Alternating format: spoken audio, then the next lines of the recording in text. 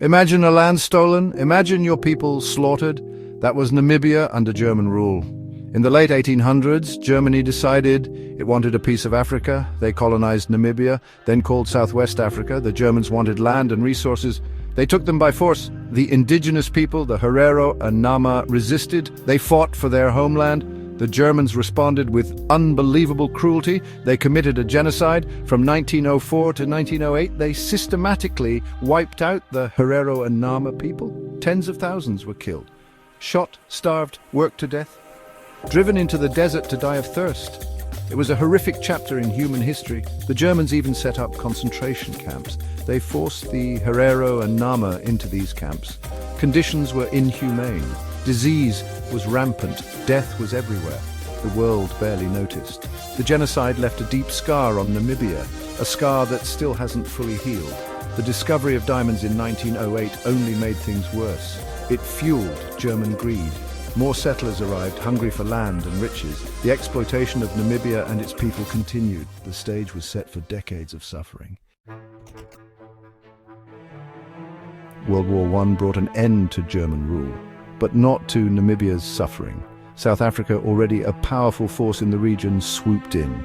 They occupied Namibia in 1915. The League of Nations, meant to prevent such takeovers, actually gave South Africa a mandate to govern Namibia. It was a disaster for the Namibian people. South Africa imposed its brutal apartheid system. This system was based on racial segregation and discrimination. Black Namibians were treated as second-class citizens in their own land. Their movements were restricted. Their rights were denied. South Africa treated Namibia like its own personal property. They exploited its resources for their own gain. They enforced strict racial hierarchies. Black Namibians were forced into low-paying jobs. They were denied education and opportunities. They were kept powerless. The impact of apartheid was devastating. It tore apart the social fabric of Namibia. It created deep divisions and resentment, and it fueled a burning desire for freedom. The fight for Namibia's independence had begun. The League of Nations was supposed to be a beacon of hope after World War I. But when it came to Namibia, it failed miserably. South Africa's claim over Namibia was never truly legitimate. The League of Nations had granted them a mandate, not ownership. But the League was weak and ineffective. It lacked the power to enforce its own decisions. South Africa ignored international pressure and continued its oppressive rule over Namibia. The Namibian people were left to fend for themselves. But the seeds of resistance were already being sown. Namibians refused to accept their fate passively. They formed political groups and movements. They challenged South Africa's rule in the courts and on the streets. The international community slowly began to take notice. The United Nations, the successor to the League of Nations, condemned apartheid. They demanded that South Africa grant Namibia its independence.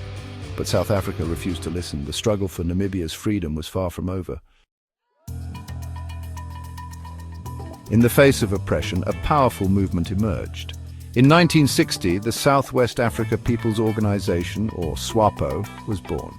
This organization would become the leading force in Namibia's fight for independence. SWAPO united Namibians from all walks of life. They were united by a common goal: to free their country from South African rule. They believed in a Namibia where all people were equal, regardless of race. SWAPO understood that diplomacy alone wouldn't be enough. South Africa was too determined to hold onto its grip on Namibia. So SWAPO made the difficult decision to take up arms. They launched an armed struggle against South African forces. The fight for freedom was long and brutal. Many brave Namibians lost their lives in the pursuit of liberation. But SWAPO's determination never wavered. They knew that their cause was just, and they were willing to pay any price for their freedom. Section 5. The Armed Struggle, Fighting for Liberation. The armed struggle was a turning point in Namibia's fight for independence. SWAPO's military wing, the People's Liberation Army of Namibia, or PLAN, engaged in guerrilla warfare against South African troops. The bush became a battleground. The odds were stacked against PLAN. South Africa had a powerful military armed with modern weapons. But PLAN fighters were determined and resourceful. They used their knowledge of the land to their advantage. They launched surprise attacks and then disappeared into the vast Namibian landscape. The war was costly. It claimed the lives of many young Namibians, both soldiers and civilians. The conflict also spilled over into neighboring countries, destabilizing the region. But SWAPO's struggle was not in vain. They were slowly but surely wearing down the South African forces. The international community condemned South Africa's aggression. Sanctions were imposed, putting pressure on the apartheid regime. The world was finally waking up to the injustice of South Africa's occupation of Namibia. Section 6. International pressure, a turning point in the struggle. The armed struggle, combined with growing international pressure, began to turn the tide. The United Nations had long condemned South Africa's occupation of Namibia. They passed resolutions demanding that South Africa grant Namibia its independence. The Cold War also played a role. The Soviet Union and Cuba supported SWAPO's struggle, providing them with weapons and training. This put further pressure on South Africa, who found themselves increasingly isolated on the world stage. The United States, under pressure from its own African-American population, also began to distance itself from South Africa. They imposed sanctions and called for a negotiated settlement. By the mid-1980s, South Africa was feeling the heat. Their economy was suffering under the weight of sanctions. Their military was bogged down in a costly and unwinnable war in Namibia. The writing was on the wall. Section 7. Independence at last, a new dawn for Namibia. After decades of struggle and sacrifice, Namibia's day of freedom finally arrived. In 1988, under intense international pressure, South Africa agreed to a UN peace plan. This plan paved the way for Namibia's independence. On March 21, 1990, the Namibian flag was raised for the first time. The country erupted in celebration. Sam Nujoma, the leader of SWAPO, became Namibia's first president. The world watched as Namibia embarked on its journey as a free and independent nation. It was a triumph not just for Namibia, but for the cause of freedom and justice everywhere. Namibia's independence was a testament to the courage and determination of its people. It was also a victory for the power of international solidarity. The world had come together to right a historical wrong. Section 8. Post-independence challenges, a nation still healing.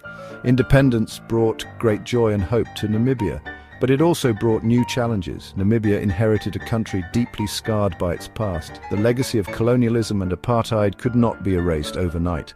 One of the biggest challenges was addressing the economic disparities. The white minority still controlled a disproportionate amount of the country's wealth. Land reform became a key issue.